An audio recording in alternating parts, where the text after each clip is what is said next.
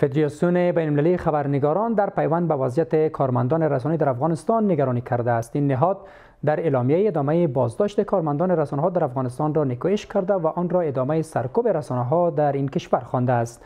از سوی هم این فدراسیون از کمیسیون رسیدگی به تخطی‌های رسانه‌ای افغانستان خواسته تا بازداشت‌های اخیر کارمندان و پرونده‌های مربوط به رسانه‌ها را بررسی کند. این در حال است که روز گذشته نی یا نهاد پشتیبانی رسانه‌های آزاد افغانستان به فعالیتش در کشور پایان داد. نگرانی فدراسیون بین المللی خبرنگاران در پیوند به بازداشت‌های اخیر کارمندان رسانه‌ای در افغانستان.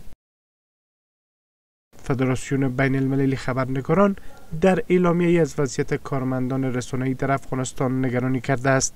این نهاد در اعلامیه ادامه بازداشت کارمندان رسانه‌ها در افغانستان را نکوهش کرده و آن را ادامه سرکوب رسانه‌ها در این کشور خوانده است. از سوی همین فدراسیون از کمیسیون رسیدگی به تخطی‌های رسانه‌ای افغانستان خواسته تا بازداشت‌های اخیر کارمندان و پرونده‌های مربوط به رسانه‌ها را بررسی کند. در ادامه سرکوب رسانه‌های مستقل در سال 2024 سی روزنامه‌نگار از جمله احسان اکبری، عبدالحق حمیدی و احمد جواد رسولی طی 2 روز در کابل بازداشت شدند. فدراسیون بین المللی خبرنگاران ادامه بازداشت کارمندان رسانه‌ها در افغانستان را نکوهش می‌کند و آن را ادامه سرکوب رسانه‌ها در کشور می‌داند. فدراسیون بین المللی خبرنگاران در حالی از وضعیت خبرنگاران در افغانستان نگرانی کرده است که در تازه ترین مورد نی نهاد پشتیبان رسانه‌های آزاد افغانستان به کارش در افغانستان پایان داد.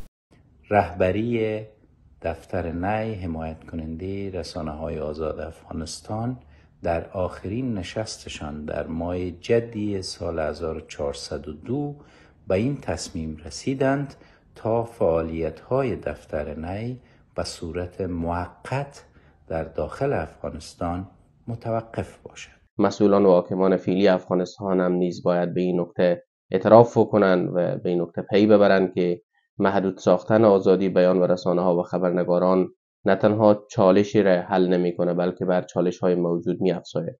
بنابراین خوب خواهد بود که مسئولان فعلی به آزادی بیان و آزادی رسانه‌ها حرمت قائل باشند و بر اساس قانون رسانه‌های همگانی افغانستان عمل بکنند. موردی که شماری از نهادهای رسانه‌ای آن را ضایعه بزرگ برای جامعه رسانه‌ای در افغانستان خواندند. این در حالی است که پیش از این نیز بازداشت شدن برخی از خبرنگاران و کارمندان رسانه‌ای انتقادهایی را به همراه داشته است و ادامه این محدودیت‌ها را در افغانستان زیانبار عنوان کردند.